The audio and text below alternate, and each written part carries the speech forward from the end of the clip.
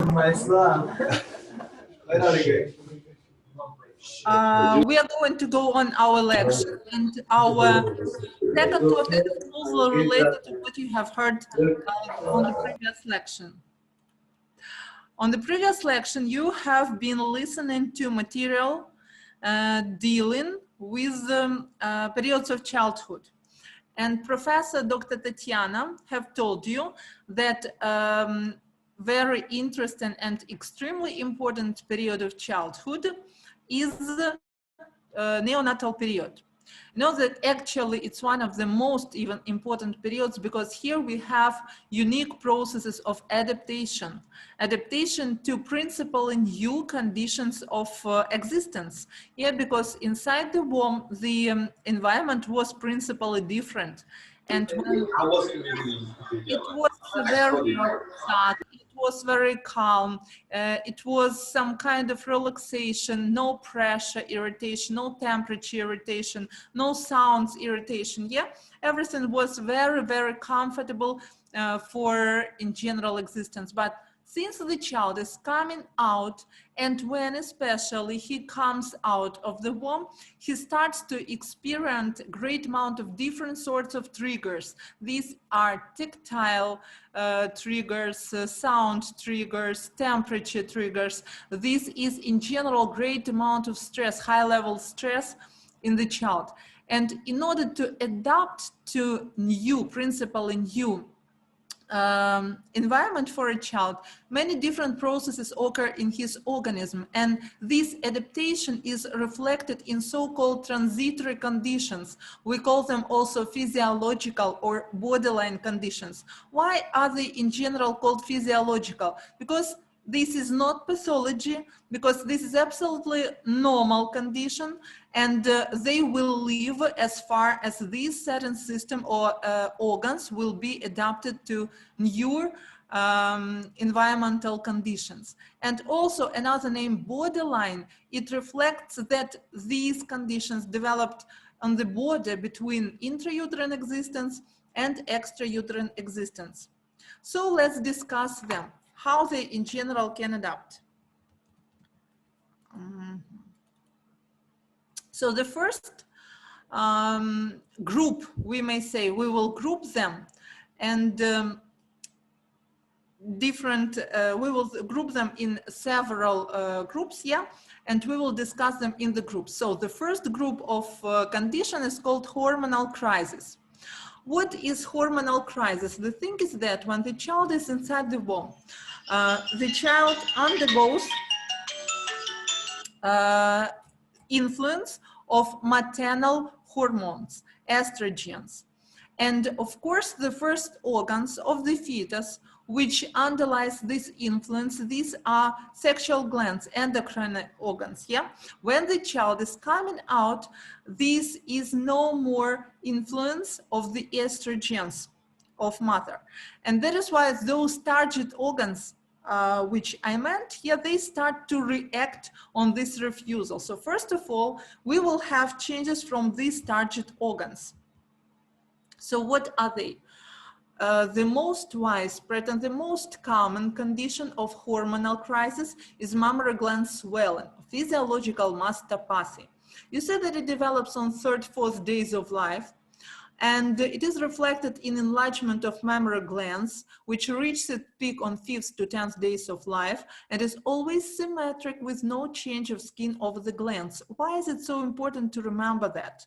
That's important because you should be able to differentiate physiological mastopathy, which is absolutely benign and normal transitory condition, and another dangerous condition, which is already disease and is called mastitis. Mastitis, itis, the end in itis means inflammation. So how to differentiate? First of all, it's absolutely benign, absolutely painless, yeah, condition.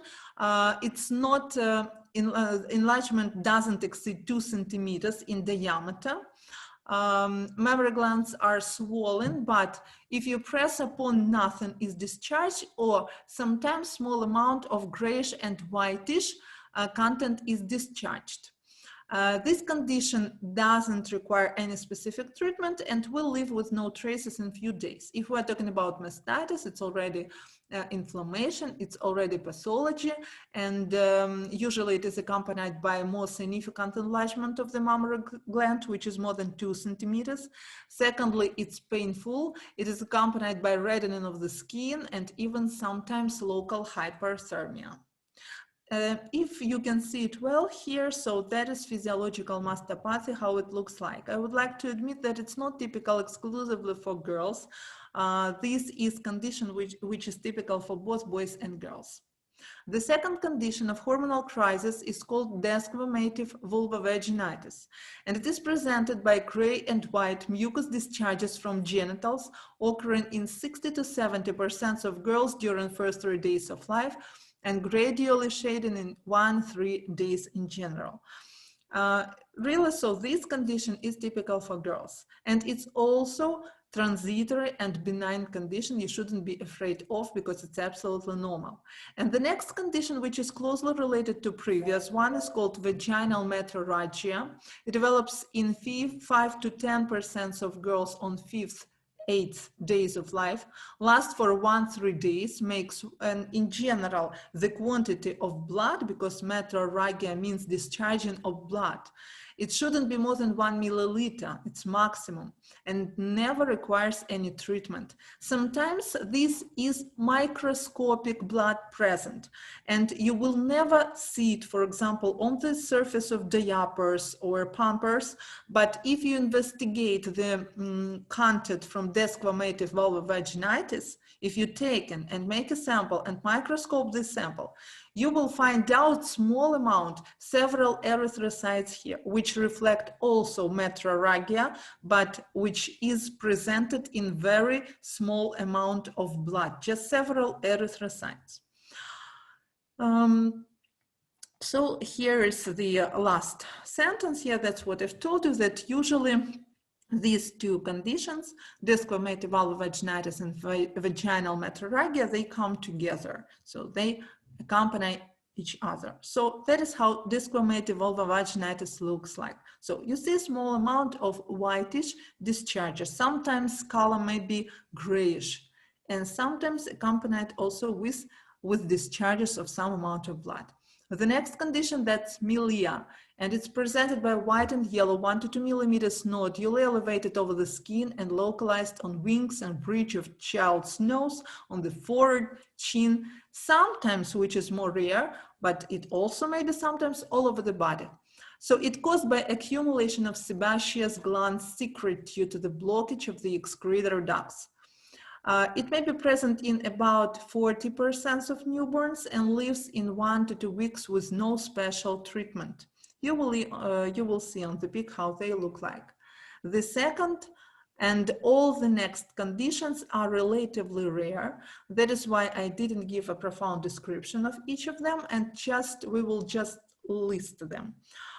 So nasal mucus arborization, hyperpigmentation of skin around nipples and scrotum, external genital swelling, and hydrocele. So for example, this is how Milia looks like. Small, tiny, whitish spots with typical localization on the nose. Wings of the nose, so T-zone, we may call it, that's the most typical, the most common place for localization of this event. Sometimes, rarely, it may be spread all over the body. This is hyperpigmentation of scrotum and tiny also swelling of the scrotum in boys. Next group of transitory changes, transitory conditions, they touch kidney. And here are renal peculiarities. They include, first of all, early neonatal oliguria. The term oliguria, if you remember it well, so it means decreasing of volume of urination. And here you can see that oliguria is detected when the volume of urination makes less than 15 milliliters per kilogram per day.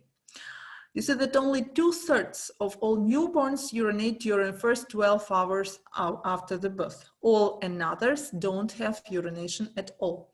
And that is not something dangerous. It's not manifestation of kidney failure. No, it is caused by, first of all, high concentration of antidiuretic hormone. And if you remember from physiology, antidiuretic hormone is a hormone which is responsible for retention of fluid inside the organism. So it decreases reabsorption of fluid, then it stays circulating in the organism. Also, there are relatively higher concentrations of renin, aldosterone in newborns' blood. Physiological starvation plays a role. Why is this physiological starvation? And you may ask, how can starvation in general be physiological if there is starvation? Yeah, but the thing is that the first milk which is expressed by the mammary gland of the breastfeeding woman is called colostrum. Colostrum is a little bit different according to its contents from the mature already milk, and its quantity is relatively small. Of course, it contains more energy and proteins, and in general, it's quite suitable to cover all energetic needs of the neonate. But taking into account very high graded metabolism activity, yeah, in the neonate, it's really very high. First of all, we have predominating of catabolism, then it's transformed into anabolically directed processes. Anyway, the metabolism is very high, and that's why the energetic needs are extremely high.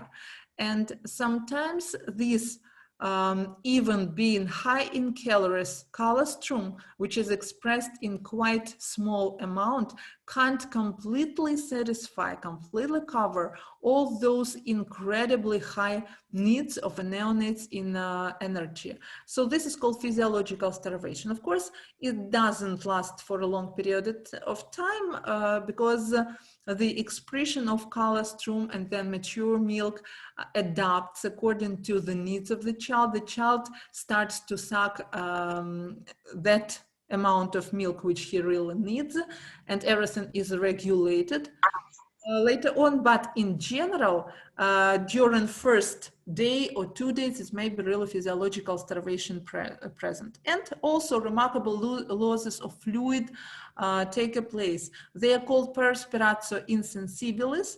And what are perspiratio insensibilis? These are losses of fluid with ventilation, with sweating. Yeah, so also the fluid is lost with in these routes, with these routes. The next condition from kidney is called transitory albuminuria, or also you can call it proteinuria. It is caused by increased permeability of renal channels and glomeruli. And next two conditions, they are also closely connected. The first of them is urine acid infarction. What is that? That is urine acid crystals deposition inside collecting tubular space and ductus papillaris, and it occurs in approximately 1/3 of term newborns and 10–15% of preterm ones, and doesn't lead in dystrophy of renal channels. Yeah. All these conditions never lead in any pathological changes, no, despite those cases when the neonate has some accompanying pathological conditions, but in all healthy neonates, they don't. And related to urine acid infarction, always in urine acid infarction, there is infarction urine discharged. What is that?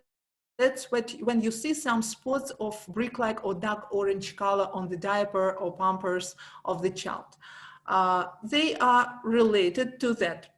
In urine sediment, there are leukocytes, hyaline and granular cylinders, epithelium, and all these changes should normally live to the end of the first week of life. So actually, again, you should explain parents that it's not something horrible, it's not blood, it's infarction urine. You may see it only one time in general, or a few times, not even every day, but it leaves with no traces. Next group of transitory conditions touch transitory dysbiosis, touch intestines. Yeah, touch, even is better to say, microbic association, which colonize the body of the child, and especially intestines, because intestines are the most rich in the variety of different microbes. So transitory dysbiosis is presented by the presence of opportunistic flora of a child's skin, mucous membranes, pharynx, feces during first year of life, resulted by low specific and non-specific immunity response. The thing is that when the child is inside the womb, his organism is absolutely sterile. But when he starts moving through maternal pathways, he starts to gain his first microflora inside, no, and outside his body, of course, yeah, because there is also colonization of skin with different microbes. So when he is coming out, he is going on to receive microflora from external environment, yeah, from the medical staff hands, from all devices which are applied to the child, diapers, instruments if they are used, and what is very important, mother's body. We always want you very much to memorize that there is a certain time recommended for applying the child to the mother's body, to the mother's chest after he or she is born. And this time makes 30 minutes. Why is it of so great importance? One of the reasons why it's so important is to stimulate colonization of the child's organism with good microflora. We call it good. It's not a very medical term, but in general, it's lactobacteria, bifidobacteria, propionic acid bacteria, those bacteria which works for the child's health in general, but not opportunistic or pathogenic microflora, which may bring diseases and in general to make harm to the organism. So when the child is applied to mother's body, more early after the birth, as early as it is possible, so the better will be colonization of his organism with these good bacteria. So transitory catarrh, which is the next condition, which touches the intestine, yeah? So also it's called physiological dyspepsia of the newborn. It's defecation disorder taking place in the mid of the first week of life and characterized by the discharge of inhomogeneous, frequent, differently painted stool, more fluid with microscopic mucus, leukocytes, fat acids. It's normally changed by homogeneous yellow and pepper stool 2-4 days after. So what happens in the intestines? I would like you to understand that when the child starts gaining different groups of microflora inside his organism, it can't be some kind of magician that he will receive just positive microflora. It's impossible. He will receive everything from all possible sources. But since they appear or arrive in the child's organism, they start to fight with each other. They start to suppress each other. And when everything's going well, what do we mean by that? When there is a great care of the child, good, yeah, I mean enough care of the child, and where there is proper nutrition organized and the child is fed, especially with the breast milk, because it's very important factor that the kind of food the child receives, and the child doesn't have any other disease.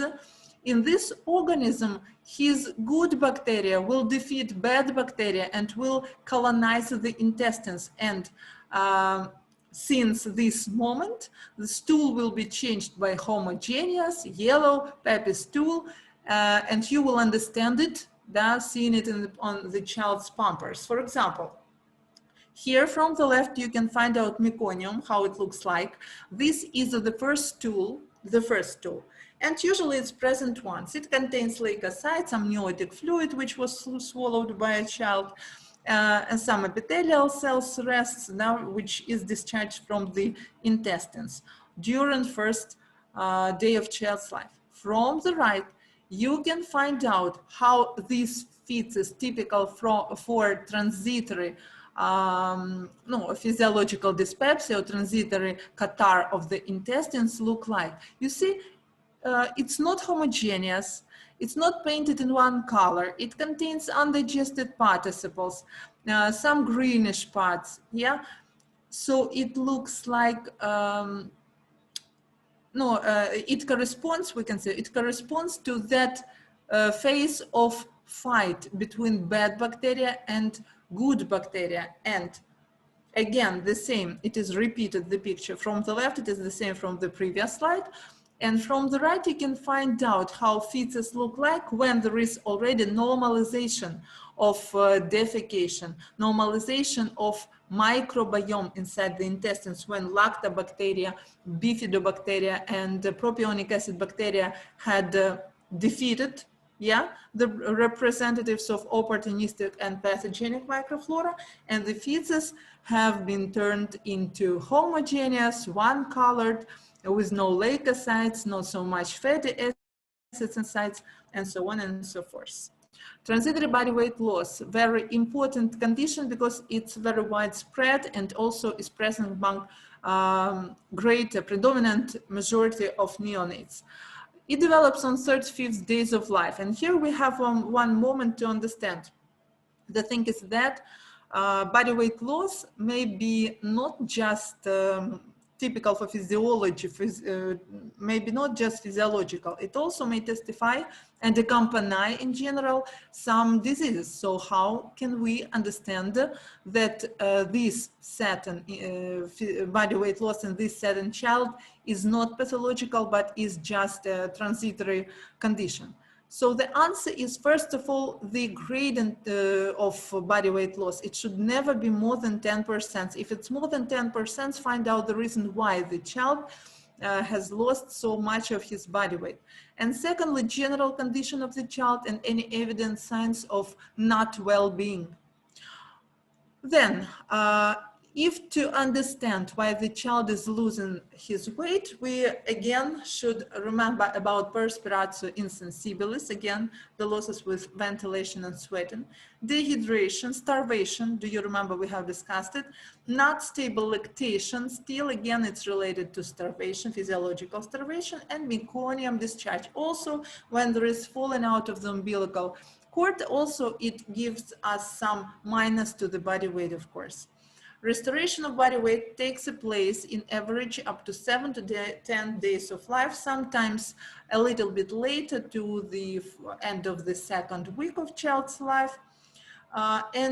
What should we do in this situation? We should do nothing, just to control body weight, provide the child with good care and optimal temperature regimen and nutrition. The best nutrition is breast milk, of course. Now, transitory conditions of heat balance. Here, to understand why the child may have it, you should understand that that thermoregulation in neonate varies and has its own peculiarities. First of all, I would like to remind you that thermoregulation consists of heat production and heat output, and here are those peculiarities which neonates have. First of all, there is higher heat output comparing with heat production. Secondly, remarkable limited ability to increase heat output as an answer on overheating and ability to increase heat production as an answer on overcooling. And third peculiarity, inability to create typical fever reaction. If you want to know, believe it or no, but sometimes sepsis, even the most horrible bacterial disease, we may say, in neonates may be may be present on the background of absolutely normal body temperature. So, and this peculiarity, third peculiarity, is the reason of that. So here we have two transitory conditions, and they are transitory hypothermia and transitory hyperthermia. So it's quite clear what these conditions are. If we're talking about hypothermia, it means decreasing of body temperature on 0.3 Celsius degrees per minute during first 30 minutes after the birth. And usually it reaches 35.5 to 35.8 and normalizes within 5 to 6 hours. What should we do in this case? The best method is to provide the child with early skin-to-skin contact with mother. Why? Because restoration of the body temperature in this way will be the fastest. And secondly, transitory hyperthermia usually develops on 3 to 5 days of life in 0.3–0.5% of newborns. Body temperature increases to 38.5, 39, even 0.5, and more. Contributing factors are overheating and insufficient drinking. It means that sometimes it's quite enough to put the baby bed near the heater, and the child will easily increase the temperature. Everything you should do to change the localization of the baby bed. Secondly, to give some fluid to drink, or to it's better of course to extra time apply the child to the breast. Transitory changes of skin. Here we have several of them. First of all, simple erythema. It occupies the first place because actually it's present in all healthy newborns. And if you were ever present on labors, or probably on the labors of your mother, sister, friend, and so on and so forth, or probably you have watched movie about the labors, here you have probably noticed how intensively red all the newborns are. The specificity is that in order to smooth the movements and the rubbing of the child's body while passing the maternal pathways, it is covered physiologically absolutely with so-called vernix caseosa. Vernix caseosa is the mucus-like substance which consists of predominantly fatty acids, which makes the skin in general more smooth.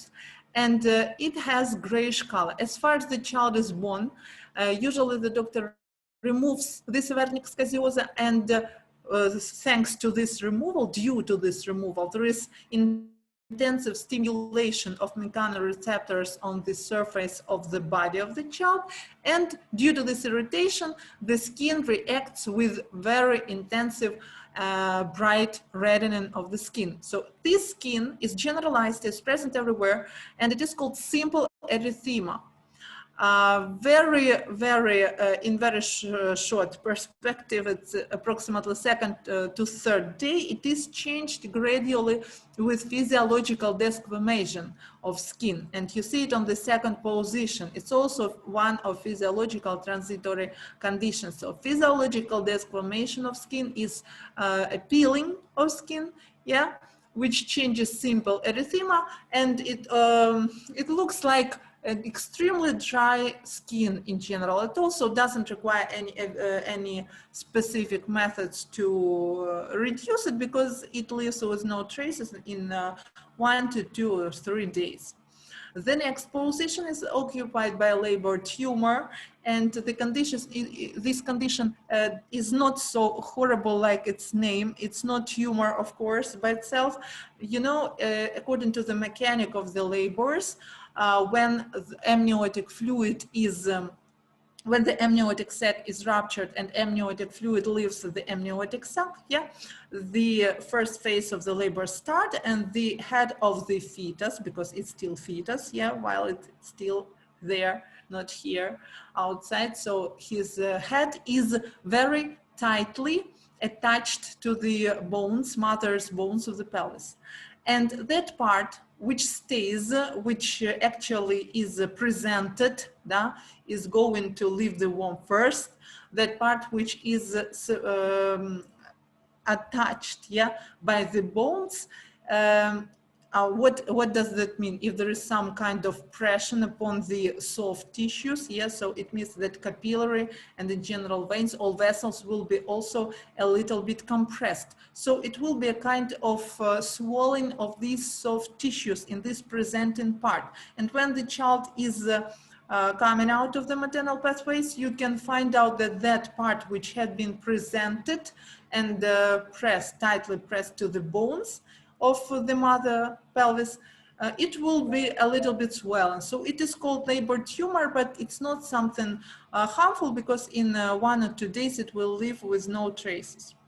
The next condition, toxic erythema, you should be ready to differentiate it from simple erythema. These are several different, elements, not like generalized erythema, how we have discussed it, but several elements. They may be macular, vesicular, or sometimes even pustulous elements, and they may be located in different parts. Sometimes it may be just one element, sometimes several, sometimes numerous. It may be different. But what is interesting is that the contents of these vesicles, when the scientists have investigated it, they found out that it contains a lot of eosinophils, and they made conclusion that it's some kind of allergoid reaction. And the last out of them, miliaria. Miliaria, if you remember, we have discussed milia, which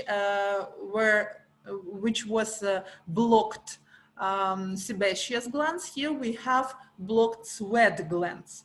Also independently lives in 1 to 2 weeks. So this is how simple erythema looks like. Just regularly, intensively, brightly red child. This is physiological desquamation of skin. So it looks like very, very dry, extremely dry skin. So this is labor tumor. Now we can understand, looking at the child, what was present in part when he was coming out, through the maternal pathways. And these are miliaria. They are typical localization. Several peaks with miliaria. It's also miliaria. And this is miliaria, and this is also this miliaria of this kind is called even miliaria crystallina. Why? Because it contains the crystally pure content. When you look at the child, it looks like these are a drop of water, and the child seems like he was in the shower just recently. Transitory hyperbilirubinemia. The first condition is called icterus neonatorum, or physiological jaundice. It takes place in all actually newborns, but not in all newborns you can really detect it via visualization. Why? Because in order to visualize, or in order to turn the skin into yellow color, the bilirubin level should be quite high. So not always it reaches so high numbers, but even the numbers which are lesser, they are also now enough to call it physiological jaundice, but they wouldn't be just accompanied with turning the skin into yellow color. Why does it happen? Actually, hyperbilirubinemia means increased bilirubin. The basic source to form bilirubin, if you remember from physiology, are erythrocytes, or hemoglobin, which is discharged from erythrocytes. We have a situation when erythrocytes, which contain fetal hemoglobin in neonatal period, they have shorter life duration, lifespan. And when they are destroyed, of course, if their lifespan is shorter, they are more intensively destroyed, more hemoglobin is discharged, more bilirubin relatively is produced out of this hemoglobin. That is very easy, but also another factors are very low activity of liver enzymes. What are these enzymes actually responsible for? They're responsible for converting indirect bilirubin into direct fraction. And if they are weak, and they are weak in predominant majority of absolutely healthy newborns, so indirect bilirubin won't be effectively and fast, converted into direct, and will stay stimulated in the blood. That is second factor. The third factor of this condition is increased so-called enterohepatocytic circulation. It means increased absorption of bilirubin from the intestines. And the last reason is that in neonates, bilirubin may be produced not just out of hemoglobin, but also of another sources. For example, cytochrome P450 from the liver. That is how the child with physiological jaundice looks like. This jaundice, its specificity, because being a doctor, you should be ready, of course, to differentiate physiological jaundice from pathological one. So the basic thing is it's absolutely healthy and well-being baby, just colorated in yellow. No splenomegaly, no hepatomegaly, no neurological signs are present. Just absolutely healthy yellowish child. Neonatal hemoptysis transitory peculiarities. This is another group of changes, physiological ones, which go with no traces, and they include high activity of erythropoiesis with fetal hemoglobin erythrocytes predominating synthesis. That's what we have discussed for physiological jaundice. Mielopoiesis activity increasing to 12-14 hours of life with its following following decrease to the end of the first week. Lymphocytopoiesis intensity decrease right after child's birth and following sharp activation and domination after first week of life. Transitory immune system peculiarities. T lymphocytes quantity is high, but the ability for blast transformation is low. So you see, not always the quantity estimates the quality. You see that here, for example, if we're talking about immune cells, they may be in absolute normal quantity, but their functions are decreased. That's why the quality of their functioning, of course, is lower than in elder age groups. B lymphocytes quantity is normal, immunoglobulin G level is normal, but the immunoglobulin A level, and this is very important, immunoglobulin A and immunoglobulin M, they are decreased. Low concentration of fibronectin and gamma interferon, also very important factors of immune protection. Decreased complement level in blood, low ability of the bone marrow to get out neutrophils to the bloodstream, and the decreased chemotaxis and low phagocytosis. Chemotaxis, that's ability of the immune competent cells to move, for example, to the focus of inflammation, yeah? And phagocytosis, you remember what is that. And another transitory conditions, they include transitory polycythemia, which is increased of all almost cells in the clinical blood count here, because we examine it according to this analysis. You will find out erythrocytosis, leukocytosis, thrombocytosis, and hemoglobin even is increased up to 220, sometimes 240 even. Transitory hypervolemia may be present, transitory acidosis, transitory hypocalcemia, calcium level in serum blood makes less than 175 millimoles per liter, and hypomagnesiemia, magnesium level is in serum blood is less than 0.62 millimoles per liter. So for transitory condition, that is all. And now I ask you to make the questions if you have them, and I'll answer them. Please, you're welcome with questions. Was everything clear?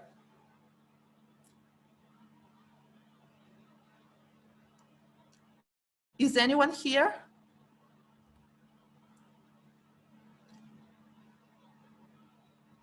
Everything is clear.